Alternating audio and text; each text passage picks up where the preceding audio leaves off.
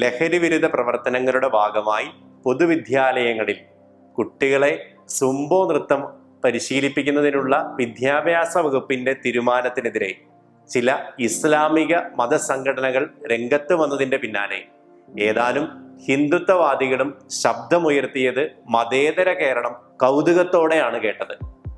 സംഗീതം കേൾക്കുമ്പോഴോ സംഗീതാനുസൃതം ചുവട് വെച്ച് വ്യായാമം ചെയ്യുമ്പോഴോ നമ്മുടെ കുട്ടികൾക്ക് നഷ്ടമാവുന്നത് എന്താണ്? ഏതു മൂല്യമാണ് അവർ കൈവിടുന്നത്? ഏത് സംസ്കാരമാണ് അവർക്ക് കൈമോശം വരുന്നത്? നഷ്ടമാകുന്നത് എന്താണെന്ന് വ്യക്തമാക്കുമ്പോഴാണ് എതിർപ്പുകൾക്ക് അർത്ഥവും ആഴവും കൈവരുന്നത്. അതെന്താണെന്ന് മനുഷ്യർക്ക് മനസ്സിലാവുന്ന ഭാഷയിൽ പറയുവാൻ വിമർശിക്കുന്നവർക്ക് ഇതേവരെ സാധിച്ചിട്ടില്ല. മനുഷ്യരുടെ ലിംഗത്വവും അതിൻ്റെ അടിസ്ഥാനത്തിലുള്ള വേർതിരിവുകളും അനവസരത്തിലും അനുചിതമായും ഉന്നയിച്ചു കൊണ്ടിരിക്കുന്ന അതിനുന്നയിക്കുന്നവരുടെ മാനസികാരോഗ്യത്തെ സംശയാസ്പദമാക്കുകയാണ് ചെയ്യുന്നത്. സ്കൂളുകളിൽ ഈ നൃത്തവ്യായാമം ചെയ്യുന്നവരാകട്ടെ ബഹുഭൂരിപക്ഷവും കുട്ടികളാണെന്ന് ഓർമ്മ വേണം. ആസ്വാദ്യകരമായി തോന്നാത്ത വ്യായാമ മാർഗങ്ങൾ മനുഷ്യരിൽ പൊതുവെ മടുപ്പുളവാക്കുകയും അവരത് മുടക്കുകയും ചെയ്യും. ഈ ലളിത സത്യം അറിയുന്നത് കൊണ്ടാണ് സംഗീതവും നൃത്തവും ഒക്കെ കൂട്ടിയിണക്കി ഒരു വ്യായാമ മാർഗം അതിൻ്റെ വിദഗ്ധർ ആവിഷ്കരിച്ചത്. താളമേളങ്ങളുടെ അകമ്പടിയോടെ ആവിഷ്കരിക്കപ്പെടുമ്പോൾ ശരീരത്തിന് മാത്രമല്ല മനസ്സിനും അത് ഗുണകരമായി തീരും. അത് ലോകമെമ്പാടും അംഗീകരിക്കപ്പെട്ട തത്വവുമാണ്. ചിട്ടയായ വ്യായാമത്തിൻ്റെയും മാനസികമായ സംഘർഷ ലഘൂകരണത്തിൻ്റെയും ആവശ്യകതയെക്കുറിച്ച് സ്വയമേവ ബോധ്യം കൈവരിച്ചിട്ടില്ലാത്ത കുട്ടികളെ സംബന്ധിച്ച് ഈ ആസ്വാദ്യത അതിൻ്റെ സ്വീകാര്യതയ്ക്ക് കൂടുതൽ ആവശ്യമാണ്. ലഹരി വസ്തുക്കളുടെ ലഭ്യതയും ഉപയോഗവും വർദ്ധിച്ചു വരുന്ന ഈ കലാസന്ധിയിൽ കുട്ടികളുടെ ശ്രദ്ധയും ഊർജവും ഇപ്രകാരം വഴിതിരിക്കുന്നത് തീർച്ചയായും സ്വാഗതം ചെയ്യേണ്ടതാണ്.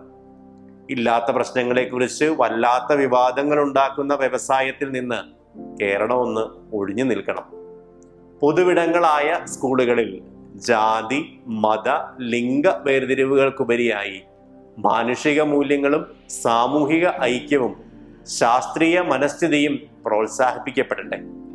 അതേസമയം പൊതുവിദ്യാലയങ്ങളിലെ കുട്ടികളുടെ ആരോഗ്യം സംരക്ഷിക്കുവാൻ നൃത്ത പരിപാടികൾ വരെ പ്ലാൻ ചെയ്യുന്ന സർക്കാർ എന്തുകൊണ്ടാണ് സർക്കാർ ആശുപത്രികളിൽ അവശ്യ മരുന്നുകളുടെയും ശസ്ത്രക്രിയ ഉപകരണങ്ങളുടെയും കുറവുകൊണ്ട് മരണവക്രത്തിൽ അകപ്പെടുന്നവരുടെ കാര്യത്തിൽ അലംഭാവം കാട്ടുന്നത്? തിരുവനന്തപുരം ഗവൺമെന്റ് മെഡിക്കൽ കോളേജിലെ യൂറോളജി വകുപ്പ് മേധാവിയായ ഡോക്ടർ ഹാരിസ് കേരളത്തിന്റെ ശ്രദ്ധയിലേക്ക് കൊണ്ടുവന്ന പ്രശ്നങ്ങൾ യുദ്ധകാലാടിസ്ഥാനത്തിൽ പരിഹരിക്കുവാൻ ആരോഗ്യ വകുപ്പിനും സർക്കാരിനും സാധിക്കണം. അസന്നിഗ്ധമായി തെളിയിക്കപ്പെട്ട സത്യസന്ധതയും ആത്മാർത്ഥതയും മുഖമുദ്രയാക്കിയുള്ള ഡോക്ടർമാരാണ് പോരായ്മകൾ വിളിച്ചു പറയുന്നത് എന്നതുകൊണ്ട് അതിനെ കണ്ണടച്ച് നിഷേധിക്കുവാൻ ഭരണകൂടത്തിന് സാധിക്കുകയില്ല. സിസ്റ്റത്തിന്റെ പ്രശ്നമാണ് എന്നാണ് ആരോഗ്യമന്ത്രിയുടെ പോലും പ്രതികരണം.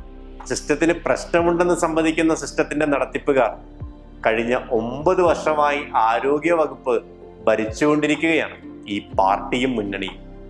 എന്തുകൊണ്ടാണ് സിസ്റ്റം പ്രശ്നരഹിതമാക്കാൻ സാധിക്കാഞ്ഞത്? അനുദിന കാര്യനിർവഹണത്തെക്കാൾ മന്ത്രി ഉൾപ്പെടുന്ന ഉന്നത ഭരണ നേതൃത്വം ചെയ്യേണ്ടത് നയ രൂപീകരണവും അവയുടെ ആവിഷ്കരണവുമാണ്. സിസ്റ്റം പരിഷ്കരിക്കുന്നവരാണ് നല്ല ഭരണാധികാരികൾ. അതിവിടെ നടക്കുന്നില്ല എന്നതാണ് പരോക്ഷമായ ഈ കുറ്റസമ്മതത്തിൽ നിന്ന് നാം മനസ്സിലാക്കേണ്ടത്. ഈ സമ്മതത്തിന് തുടർച്ചയായി തിരുത്തലുകൾ സർക്കാരിൽ നിന്നുണ്ടാകണം. ബഡ്ജറ്റുകളിൽ പ്രഖ്യാപിക്കുകയും അനുവദിക്കുകയും ചെയ്യുന്ന കോടികൾ യഥാർത്ഥത്തിൽ ആരോഗ്യരംഗത്ത് ചിലവഴിക്കപ്പെടുന്നില്ല എന്നതാണ് കണക്കുകൾ സൂചിപ്പിക്കുന്നത്. മരുന്നുകളുടെയും ശസ്ത്രക്രിയ ഉപകരണങ്ങളുടെയും എല്ലാ കാര്യത്തിലും ഈ കുറവ് പ്രതിഫലിക്കുന്നുണ്ട്. അത് ദയനീയമായി ബാധിക്കുന്നത് ചികിത്സക്കായി സർക്കാർ ആശുപത്രികളിൽ ആശ്രയിക്കാൻ നിർബന്ധിതരായ നിർധനരെയാണ് എന്നത് ഇതിൻ്റെ ആഘാതം ഇരട്ടിയാക്കുന്നു. മറ്റൊന്നാണ് ഭരണ സംവിധാനത്തിലെ ചുവപ്പ് നാടകളുടെ കുരുക്ക്.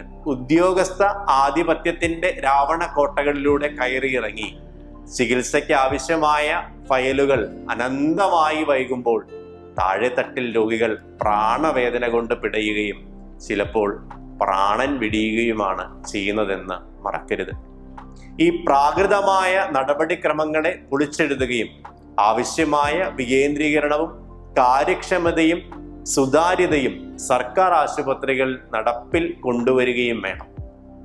രോഗികൾക്ക് മുൻപിൽ കൈനീട്ടി ഡോക്ടർമാർ സംഭാവനയായി വാങ്ങി ഏൽപ്പിക്കുന്ന പണം പോലും യഥാസമയം ഫലപ്രദമായി വിനിയോഗിക്കാൻ കഴിയുന്നില്ല എന്നത് ഞെട്ടലോടെയാണ് കേരളം കേട്ടത്.